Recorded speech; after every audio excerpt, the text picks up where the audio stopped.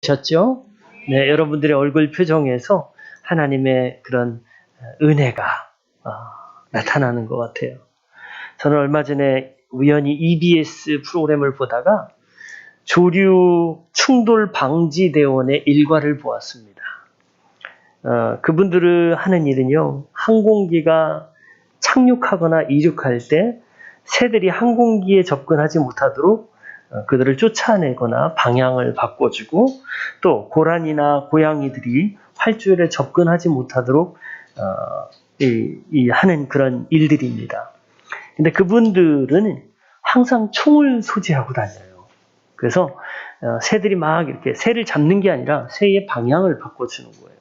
그리고 이제 고라니들이나 고양이들 활주로에 막 올려 고를 때 총을 쏴서 다른 곳으로 갈 수 있도록 그렇게 하는데요.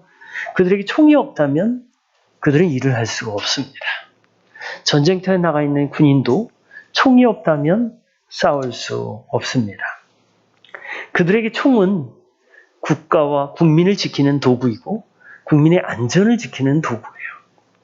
그런데 만약 같은 총을 강도가 가지고 있다면 어떻게 될까요? 같은 총을 강도가 가지게 된다면 국민과 국가를 지키는 것이 아니라 오히려 위협하는 그런 수단이 되죠. 여러분, 총 자체는 중립적입니다. 총 자체는 중립적이에요. 근데 그것을 사용하는 사람에 따라서 선한 도구가 되기도 하고 때로는 악한 도구가 되기도 해요. 돈도 마찬가지예요. 그것을 누가 사용하느냐에 따라서 그것이 선한 결과로 이어지고 또 때로는 악한 결과로 이어지기도 하는 거예요. 어떤 사람은 이 같은 돈으로 가치를 만드는 사람이 있는가 하면 같은 돈으로 욕심을 사는 사람이 있습니다. 여러분, 하나님께서 우리를 이 땅에 보내실 때는요, 다 도구들을 주셨어요. 군인들에게 총을 주듯이 우리들에게 다 도구를 주셨어요. 그 도구가 뭐냐? 은사라는 거예요. 이 은사를 하나님께서 다 주셨어요. 하워드 가드너라는 아주 유명한 교육학자는 사람의 지능을 8가지로 분류했습니다. 우리가 지능 그러면 외우고 공부 잘하는 거 이것만 생각하고 있죠. 근데 이분은 8가지로 얘기했는데 8가지를 제가 소개해 드릴게요. 언어 지능이 있다는 거예요. 언어 지능, 말을 잘하는 지능. 또 어떤 사람은 논리 수학 지능, 공부를 잘하는 그런 지능이죠. 어떤 사람은 운동 지능이 있어요. 운동을 잘해요. 어떤 사람은 음악 지능, 어떤 사람은 공간 지능, 어떤 사람은 인간 친화 기능, 자기 성찰 지능, 자연 친화 지능. 그리고 어떤 사람은 이렇게 자연을 보면 굉장히 마음이 푸근하고 이런 사람은 자연 친화 지능이 높은 거예요. 이거를 다중지능이다라고 이렇게 얘기를 해요. 자, 그래서 이제 어떤 사람은 이런 지능들이 있는데 또 어떤 사람은 열심히 훈련하고 익혀서 자기의 지능을 높일 수도 있다는 거예요. 음악을 못하는 사람이 음악 공부를 열심히 해가지고 자기의 음악 지능을 높일 수도 있다는 거예요.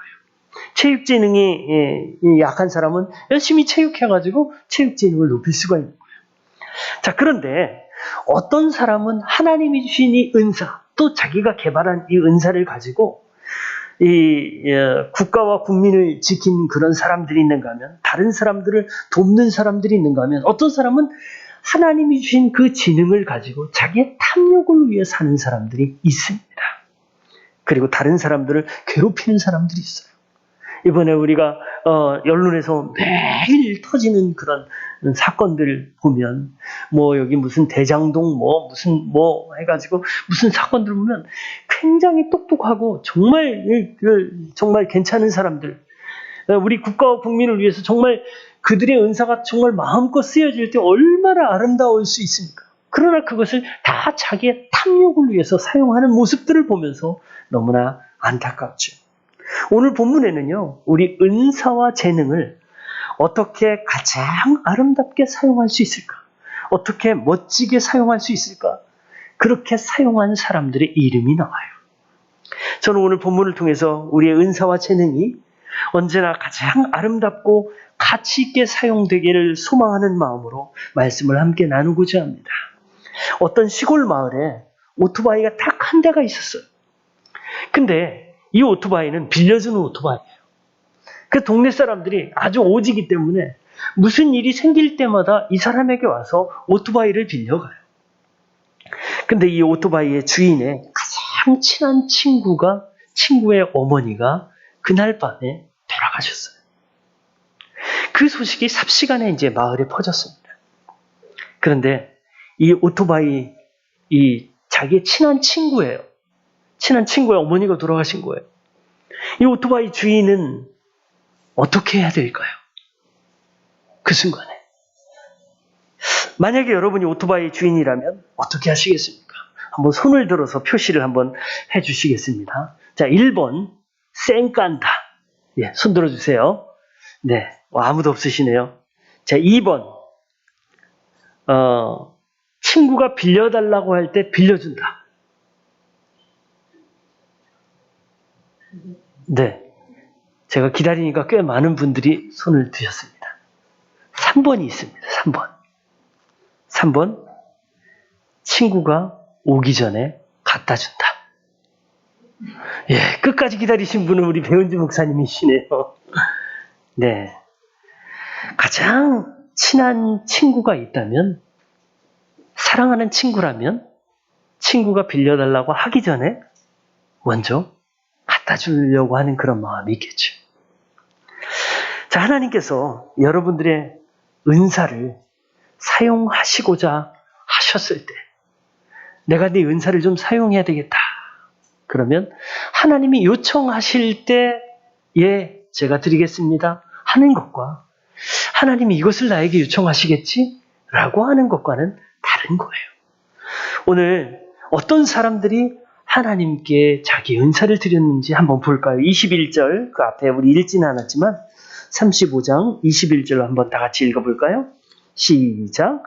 마음이 감동되어 스스로 그렇게 하기를 원하는 사람은 모두 나서서 회막과 그곳에 제사에 필요한 모든 것과 거룩한 옷을 만들 수 있도록 갖가지 예물을 주님께 가져왔다. 아멘. 이스라엘 사람들은 남녀 구별 없이 스스로 원하는 사람들은 제사에 필요한 모든 그런 것들과 거룩한 옷을 만들 수 있도록 갖가지 예물을 주님 앞에 가져왔습니다. 왜 그들이 가져왔을까요? 왜냐하면 그들은 마음에 감동을 받았기 때문에 그래요. 감동을. 어떤 사람이 헌신할까요? 어떤 사람이 자기의 은사를 하나님께 드릴까요? 바로 마음에 감동한 사람. 사랑한 사람을 위해서 자기의 물질과 수고와 노력을 드리는 것처럼 하나님을 사랑하는 사람, 하나님에게 감동된 사람이 스스로 하나님 앞에 헌신하는 사람이에요. 이들의 상황을 한번 볼까요? 이들은 노예 생활하면서 물질을 모을 수 있었을까요? 없었어요. 아주 적은 수의 사람들은 물질을 모을 수 있었겠지만 나머지 사람들은 물질을 모으는 것은 있을 수가 없었어요. 그들이 애굽에서 마지막 날 탈출하면서 애굽 사람들이 가진 재물을 준 거를 가지고 모은 거예요. 하나님께서는 이들이 그동안 노예 생활했던 것을 한 번에 갚아주셨어요. 빈손으로 탈출할 줄 알았는데 그동안 수고한 품삯을 하나님이 한 번에 갚아주신 거예요. 여러분, 하나님은요, 심은 대로 갚아주시는 분이에요. 여러분, 이 사실을 믿습니까? 믿음을 심은 사람은 믿음을 받게 돼요. 믿음의 열매들을. 하지만 악을 심은 사람에게는 악을 갖게 되는 거예요. 수고를 심은 사람에게는 수고의 열매, 시간을 심은 사람에게는 시간의 열매를 받게 되는 거예요. 심지어 어린아이에게 냉수를 대접한 것조차도 하나님이 기억하시고 갚아주시는 거예요. 자, 이들은요, 노예로 살면서 애굽인들이 몸에 걸치는 그런 온갖 장식들을 보면서 어떤 생각이 들었을까요? 와, 부럽다. 저거를 나도 걸쳤으면 얼마나 좋을까?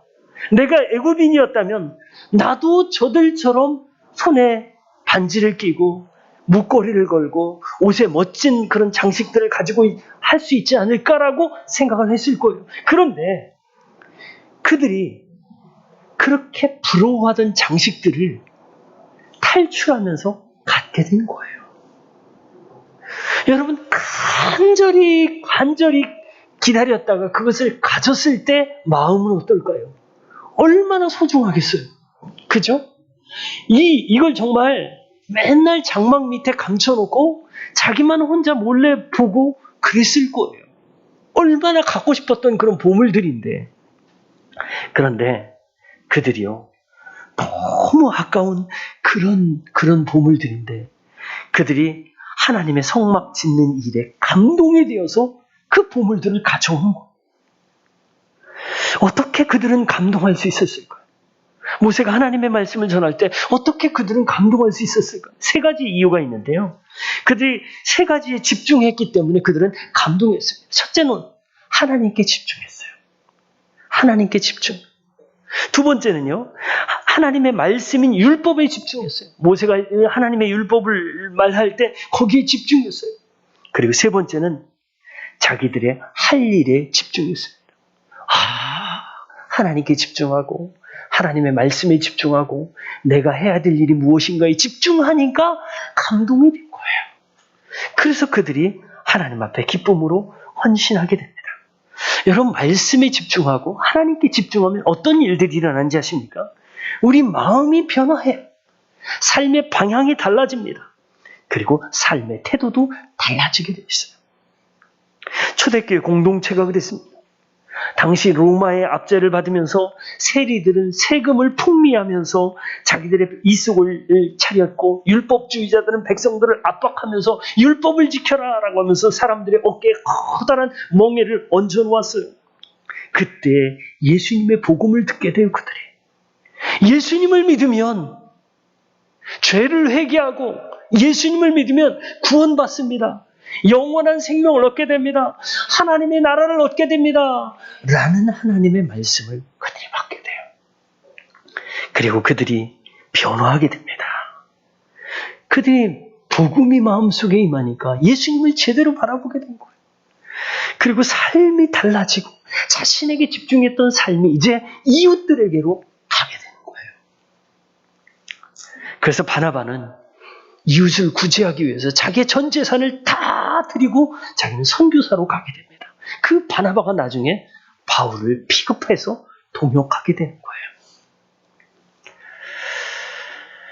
우리는 말씀을 받을 때 하나님께 집중하고 있는가? 하나님의 말씀에 집중하고 있는가? 우리는 하나님이 원하시는 우리의 일들에 집중하고 있는가? 생각해 봤으면 좋겠습니다. 그들이 감동해서 드린 헌신들이 어디에 사용되었나요? 바로 회막, 하나님의 성전에 사용되었어요. 성전이라는 곳이 어떤 거예요? 회막이라는 곳이 어떤 거예요? 하나님을 만나는 장소예요. 하나님의 임재가 깃든 장소예요. 그리고 그곳에서 제사장의 중보기도가 있는 곳이에요. 그곳에 그들이 기쁨으로 장원해서 감동해서 헌신합니다. 그래서 헌신할 때는요, 세 가지의 자세가 필요해요. 첫 번째 자세는 뭐냐? 기쁨으로 하는 것. 두 번째는 감사로 하는 것. 세 번째는 자원하는 마음으로 하는 것. 그들의 헌신과 수고가 하나하나 모여서 하나님이 임재하시는 성막을 만들었습니다. 하나님께서는 이렇게 감동받아서 자원하는 그 헌신을 기쁘게 받으셨어요. 두 번째로요, 어떤 사람들이 헌신했느냐? 은사받은 사람들이 헌신했습니다. 감동받은 사람들도 헌신했지만 은사를 가진 사람들도 헌신했어요. 은사라는 것은 신약성경에서는 성령님의 은사로 표현되는데요. 여러 가지가 나오죠. 여러분 잘 아는 지혜, 지식, 믿음, 치유, 예언, 영분별, 방언, 통변, 봉사, 권면, 가르침, 지도력, 자비, 이런 것들이 이제 여러 은사 중에 대표적인 거예요. 바울은 그 중에서 사랑의 은사가 가장 중요하다라고 얘기했죠. 여러분, 누군가를 사랑한다면요, 그건 정말 하나님께서 가장 큰 은사를 주신 거예요. 사랑하는 마음이 없다, 냉랭하다, 이거는 지금 굉장히 우리가 좀 문제가 있는 거예요. 우리 청년들의 이야기를 들으니까 우리 청년들은 막 이렇게 서로 사랑한대. 그러니까 제가 마음에 그런 마음이 듭니다. 야, 우리 청년들이야말로 세상에서 가장 큰 은사를 가졌구나. 그래서 저는 우리 LPC 교회 청년들이 너무 자랑스러워요. 자, 이렇게 여러 가지 그런 은사가 있어요. 은사의 목적은 뭐냐? 성경에서는 교회에 덕을 끼친다. 그게 뭐냐? 공동체 유익을 끼치기 위해서 하나님이 이런 은사를 주신 거예요. 오늘 본문에는 은사를 받은 사람들이 누구고 그들이 어떤 일을 했는지를 보여주는데요. 30절부터 35절까지 중에서 우리 이 30절부터 32절까지만 읽겠습니다. 시작. 모세가 이스라엘 자손에게 말하였다. 주님께서 유다지파 사람 훌의 손자이며 우리의 아들인 부살레를 지명하여 부르셔서 그에게 하나님의 영을 가득하게 하시고 지혜와 총명과 지식과 온갖 기술을 갖추게 하셨습니다. 그래서 그는 여러 가지를 생각해내어 그 생각해낸 것을 금과 은과 노수로 만들고 아멘. 은사 받은 사람들의 특징이 5가지로 나오는데요. 첫 번째 특징은 어떤 특징이냐? 은사 받은 사람들은 주님이 지명해서 부르셨다는 거예요. 지명해서. 지명이라는 것은 셈이라고 그러는데요. 이게 뭐냐면 표를 하다, 마크를 하다, 소인을 찍다. 우체국에서 소인을 찍는 것처럼 도장을 딱 찍다라는 거예요. 이거는 이제 어떤 사물이나 사람에 대해서 노예 같은 경우도 소인을 딱 찍죠. 표를 딱 찍죠.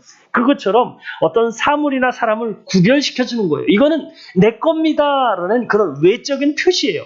이 내적인 표시가 아니라 외적으로 뭔가 도장이라든가 이런 걸 딱 이렇게 표시를 해가지고 내 겁니다라는 그런 표시예요. 근데 이 셈이라는 표현이 구약에 864번이나 나와요. 엄청 많이 나와요. 그렇다면 이들은 어떤 사람이냐? 하나님이 특별한 일을 위해서 외적으로 표시가 날 정도로 하나님이 특별히 마크를 찍어주셨다. 표시가 나도록 해주셨다라는 거예요. 때로는 주종관계, 노예와 주인의 관계, 또는 소유관계를 나타낼 때도 하는데요. 바로 부살레를 하나님이 지명하셨다, 셈하셨다, 도장을 찍으셨다라는 거예요. 근데 이 부살레이라는 사람의 이름의 뜻이 뭐냐면 하나님의 장막 아래, 하나님의 그늘 아래, 하나님의 회막 아래, 이런 뜻이에요. 근데 이 이름의 뜻을 통해서 알 수 있는 것은 부살렐이라는 사람이 하나님과 긴밀한 관계를 갖고 있었구나. 하나님이 부살렐을 도장을 딱 찍었을 뿐만 아니라 이 부살렐도 하나님과 평소에 아주 좋은 관계를 가지고 있었구나 라는 것을 알 수 있습니다.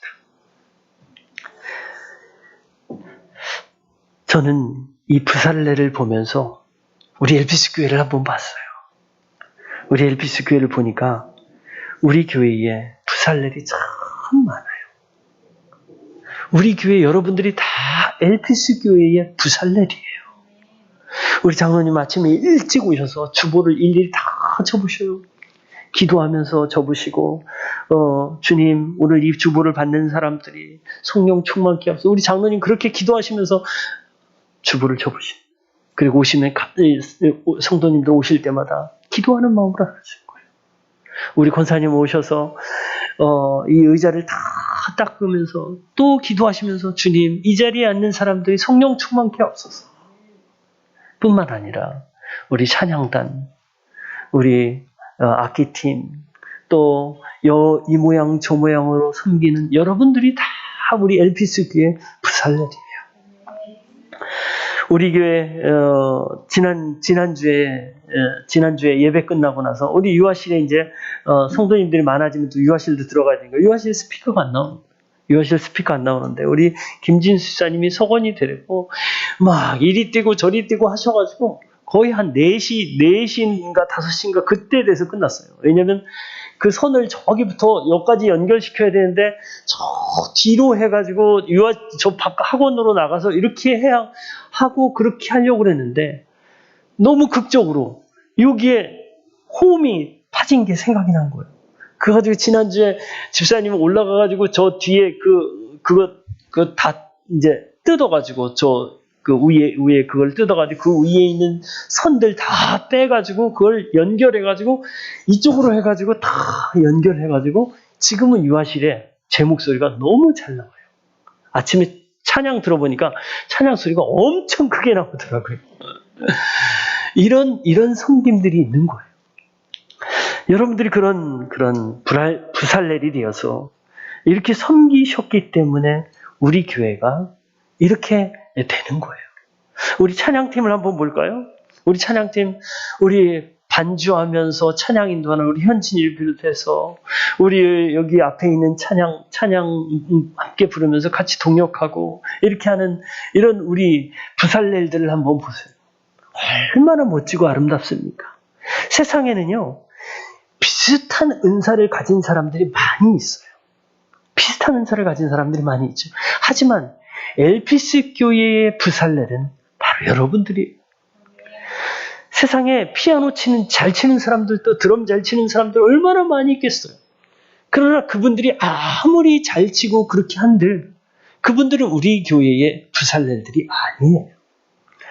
저는 우리 특별히 하나님께서 우리 여러분들을 LPC 교회를 섬기기 위해서 하나님이 마크를 찍어서 보내셨다는 사실을 저는 믿습니다.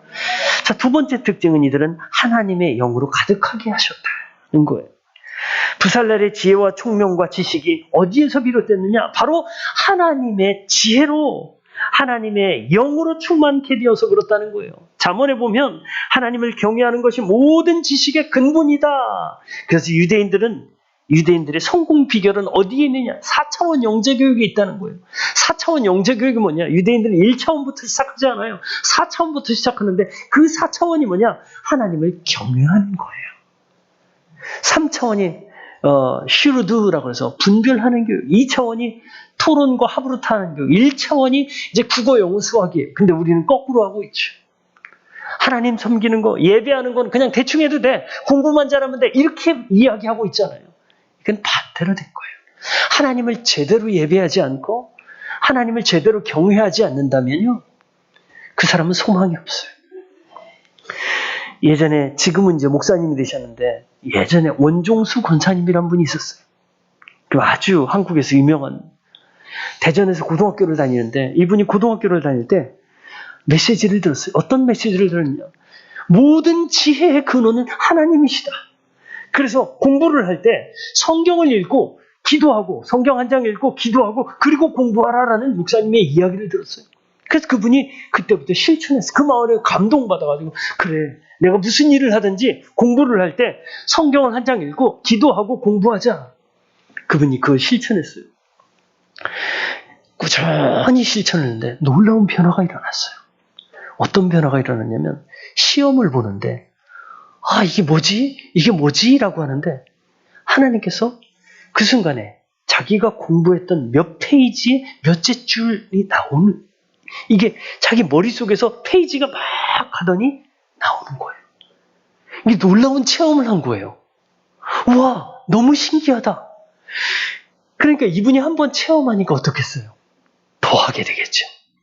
기도하는 시간도 더 늘리고 성경 읽는 시간도 더 늘리고, 더 늘리면 늘릴수록 신기한 일이 일어났어요. 더 늘리면 늘릴수록 공부가 더 잘 되는 거예요. 그래서 나중에 이분이 대전고등학교 공부도 잘하는 학교거든, 옛날에. 근데 그 대전고에서 수석으로 졸업한 거예요. 그리고 서울대 의대를 진학하려는데 서울대 의대 차석으로 진학했어요. 근데 나중에 졸업할 때는 수석으로 졸업했어요. 그리고 나중에 열심히 복음을 전하는 미국에 가가지고 나중에는 목사님이 되셨다고 하더라고요. 제가 이 원중수 권사님의, 그때 당시 권사님이었는데 원중수 권사님의 이야기를 어떤 아이에게 들려줬어요. 근데 그 아이가 저도 그렇게 한번 해볼게요 라고 하고 송림고등학교에 다녔는데요. 그 아이가 열심히 그렇게 성경 읽고 기도하고 공부하기 시작했어요. 그 아이가 반주를 했는데요. 우리 배은지 목사님 아실지 모르겠는데 노희재라고 아시죠? 우리 희재는요, 초등학교 2학년 때 교회에 와가지고 어렸을 때부터 얼마나 그렇게 말씀을 잘 받아먹는지, 말씀을 전하면, 앞에서 말씀을 전하면 그냥 앞에서 그냥 다 받아먹는 거예요. 근데 얘가 공부를 그래도 꽤 열심히 했어요. 열심히 하고, 근데 그렇게 하고 뭐 학원 다니고 그런 건 없었어요. 근데 고등학교 3학년 때가 됐는데, 고등학교 3학년이면 공부해야 하잖아요. 근데 고등학교 3학년짜리가 수요일 날 와서 반주를 하는 거예요. 제가 이제 다른 교회 사역하면서 그 얘기를 들었는데 너무 감동스러운 거예요. 그래서 희재를 위해서 또 기도하고, 또 희재가, 제가 물어봤어요. 희재야, 너는 공부할 때 어떻게 하니? 그랬더니 예전에 들었던 그 얘기를 하는 거예요. 저는 공부할 때 성경을 읽고 기도하고 그렇게 공부합니다. 근데요, 하나님이 놀라운 은혜를 주셨어요. 어떤 은혜인데, 예전에 말씀해 주셨던 그 원중수 권사님처럼 공부를 하는데 막 이렇게 시험 보다가 막 책 페이지가 넘어가서 몇째 줄이 보인다는 거예요. 그래서 제가 이야, 하나님이 그분에게만 역사하시는 것이 아니라 하나님께 헌신하려고 하는 마음을 가진 너에게도 하나님이 역사하셨구나. 그래서 얘가 학원 안 다니고도 서울에 있는 그런 대학에 들어가고, 그리고 이제 그 후에 제가 또 희재를 만났을 때, 희재야, 너 계획이 뭐냐? 전 로스쿨 들어가고 싶어요. 물론 이제 뭐 가정 형편이라든가 이런 건 다 잘은 모르지만 그런 이야기까지 듣고 그 이후에는 만나지 못했어요. 그런데 그 아이가 고등학교 3학년 때도 수요일에 나와서 이렇게 헌신하고 그러니까 하나님이 지혜를 주시는 거예요. 학원 안 다녀도, 특별히 학원 안 다니는데도 송민고등학교에서 탑5 안에 들어가는 거예요. 그래서 1, 2, 3, 4, 5도 왔다 갔다 그렇게 하는, 학원 안 다녀도 하나님이 그런 지혜를 주시니까 충분히 하나님의 영으로 충만해지니까 충분히 가능한 거예요. 학원 냅때 막 몇십만 원씩 내고 막 다닌다고 해서 되는 게 아니라 하나님의 영으로, 하나님의 지혜로 충만한 사람은 하나님이 그렇게 해주시는 거예요. 이렇게 두 번째 특징은 하나님께 헌신하려는 마음 자체를 성령님께서 은사로 주셔서 지혜의 영을 주시는 거예요. 제가 잘 아는 김남숙 권사님이란 분이 있는데, 이분은 저 어렸을 때 시골에서 주일학교 선생님으로 가르쳤던 분이에요. 근데 이분이 시골에서는요, 피아노, 그때 학원도 없었어요. 피아노 학원도 없고 교회에 딸랑 피아노가 있었는데, 근데 반주하시던 분이 이제 다른 데로 갔어요. 저희 이 시골 모교회에. 근데 그곳에서 목사님이 그러시더래요. 이 권사님한테, 이제 권사님 그때 당시 청년이었는데, 그 남숙 자매가 이거 반주를 한번 해봐. 전 피아노 친 일이 쳐본 일이 없는데요. 뭐 교회 안에서 이렇게 있으면 떴다 비행기 요거 멜로디 정도 치지 제가 찬송가를 칠 정도는 아닙니다. 그러니까 목사님이 그렇게 얘기하시더래요. 기도하고 연습해봐. 그래서 이분이 기도하기 시작했어요. 하나님, 저 이거 반주 맡았는데 이거 못해요. 이거 어떻게 해야 됩니까? 라고 하고 이제 그냥 누가 가르쳐준 것도 아니에요. 그냥 사부를 이렇게 손가락으로 해본 거예요. 근데 신기한 일이 일어났어요. 이게 되는 거예요. 그렇다고 그분이 썩 잘 치고 그러는 건 아니에요. 잘 치고 그러는 건 아니지만 그냥 멜로디 사부로 그냥 억지로 막 중간에 틀리기도 하지만 그렇게 했어요. 그렇게 해서 그렇게 섬기게 된 거예요. 하나님께서는요, 이렇게 지혜의 영으로 채워주시는 거예요. 세 번째 특징은요, 지혜와 총명과 지식과 온갖 기술을 갖추게 하십니다. 여기서 갖추게 하셨다라는 것은 실행할 마음을 주신다는 거예요. 어떤 사람은 마음으로만 총명과 지식 이런 걸 갖고 있죠. 하지만 그것을 실행하지 않아요. 하지만 하나님께서 은혜를 주시니까 그런 것들을 실행할 마음, 실행하게 하는 거예요. 갖추게 하신 거예요. 네 번째 특징은요, 다른 사람을 가르치는 능력도 주셔요. 우리 34절 한번 다 같이 읽어볼까요? 자, 34절. 자, 시작. 또한 주님께서는 그와 단지파 사람 아이사막의 아들 오홀리압에게는 남을 가르치는 능력도 주셨습니다. 이 오홀리압도 역시 마찬가지로 이 브살렐과 뜻이 비슷해요. 아버지의 장막이라는 뜻이에요. 이 브살렐은 이 오홀리압은 부살레를 도와서 열심히 성막 만드는 그런 일들을 했어요. 근데 이 오홀리압에게 다른 사람을 가르치는 그런 재능이 있었던 거예요. 제자 훈련한 거예요. 그리고 다섯 번째 특징은요, 여러 가지를 고안하게 하셨어요. 고안하다라는 것은 계획하다, 생각하다, 잘 만들어내다라는 그런 뜻이에요. 자, 이들 단어는요, 전체가 다 수동형으로 돼 있어요. 그게 뭐냐면 누구에 의해서 하게 되다라는 말이에요. 이들 전체는 사실은 하나님이 하게 하신 거예요. 하나님이 지혜를 주시고 하나님이 영으로 충만케 하시고 하나님이 그 일을 할 수 있도록 하시고 다른 사람을 가르치는 능력도 주시고 그리고 또 여러 가지를 계획하게 하신 하나님이 하게 하신 거예요. 사실 여러분의 작은 섬김 하나하나가 주님이 하도록 마음에 감동을 주신 거예요. 그런 능력도 주셨고 그것들을 이끄신 거예요. 그래서 여러분들이 지금 섬기고 있는 거예요. 오늘 여러분의 은사를 어디에 사용하고 있습니까? 우리는 주님께 영광 돌리고 우리 이웃을 섬기는 데 우리가 사용하고 있나요? 아니면 자기 자신의 쾌락만을 위해 사용하고 있나요? 하나님은 우리에게 은사를 주실 때 물론 다른 사람들 섬기는 거에만 사용해라라고 한 건 아니에요. 자기를 유익을 위해서도 사용할 수 있어요. 하지만 균형을 잘 맞추는 게 중요해요. 이쪽 자기 쪽이 너무 많아지면 그거는 잘못된 거예요. 물론 이제 자기는 하나도 없고 다른 사람에게만 하는 그것도 뭔가 바람직한 건 아니에요.